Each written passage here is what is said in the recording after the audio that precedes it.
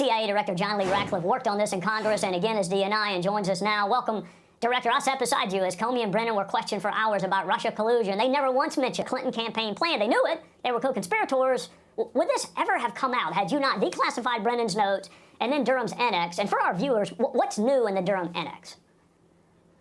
Well, Trey, think about that, that there was intelligence from foreign intelligence that one U.S. presidential candidate was trying to frame another candidate for treason, claiming that he was an agent of a foreign power, an agent of Russia.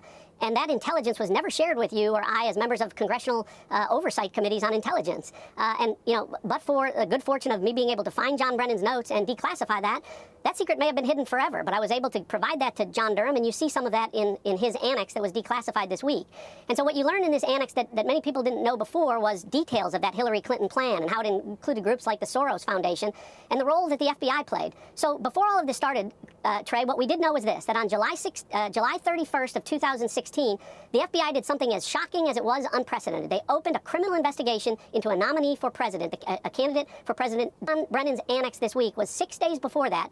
Russian intelligence predicted that's exactly what would happen, that there was a Hillary Clinton plan and that the FBI would pour oil on the fire of a firestorm that would consume the country for the next 3 years. So think about that, Trey. Either the Russians made the greatest prediction or the luckiest guess of all time, or this intelligence was real. And of course, the answer is this intelligence was real. And how do we know that? Well, subsequently, under penalty of perjury, while under oath, Hillary Clinton's own campaign manager confirmed that there was such a plan and that Hillary approved it. So that, I think, in addition to what you learn about the FBI's role that came out this week, was that this intelligence that was so shocking that John Brennan brought together the National Security Council, President Obama, Vice President Biden, Clapper, Comey, Susan Rice, and briefed them on this intelligence about a Hillary Clinton plan to frame Donald Trump, and that the CIA made the required referral of that to the FBI to investigate that as a counterintelligence matter. And as John Durham found, the FBI buried it. They didn't open a file, they didn't assign an analyst, they didn't investigate it all. They just spent the next few years, really, amplifying the lie of Hillary Clinton's Steele dossier and burying the truth of her plan to frame Donald Trump. It is the greatest political scandal that we hopefully will be the last that we'll see in our lifetime.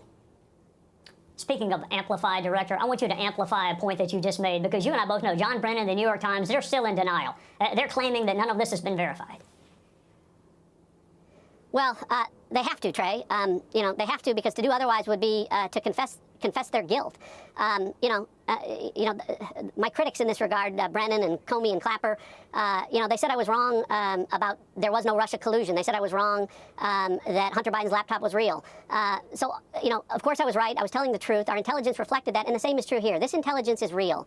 And for Comey and Brennan and Clapper to say otherwise would be to confess their guilt, to say that they gave false testimony, that they misled Congress, that they obstructed justice. So they have to put up these straw man arguments saying, well, we stand by our assessment that Russia meddled in the 2016. Well, that wasn't their argument. Their argument was that this was unprecedented, that Donald Trump was potentially committing treason, that he was an agent of a foreign power.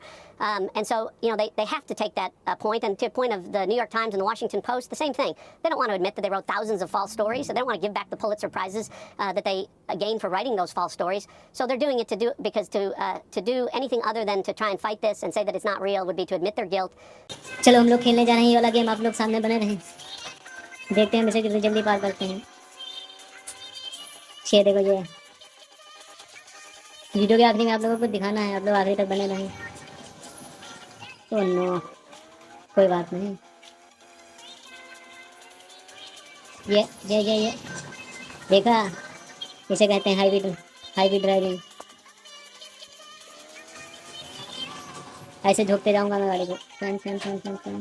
पहले check point देता हूँ इधर से। अब आराम से यहाँ से जाता हूँ। नो, कोई बात नहीं। यहीं से रिस्टार्ट कर लेता हूँ। अबे यार, फिर से भेज दिया वापस, ये गलत बात है यार। कोई बात नहीं, एक बार बहुत स्पीड में जाते हैं हम लोग।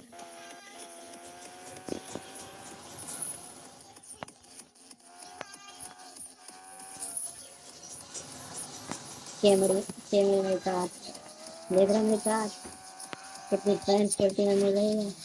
देखा क्या है, बड़ा सारी होने का इस बार इसको कुछ आउट होने का कोई चांस नहीं है। पास जाऊँगा मैं, रास्ते को देखते हैं गलती हो गई मुझसे। हाँ, दिखाना है चैनल को लाइक सब्सक्राइब जरूर कर लेना। अगर आप लोगों को ऐसा गेम देखना पसंद है। अब मेरी गाड़ी चला नहीं रही है, मेरी गाड़ी चल रही थी बड़ी बुरी तरीके से, तो जाते हैं।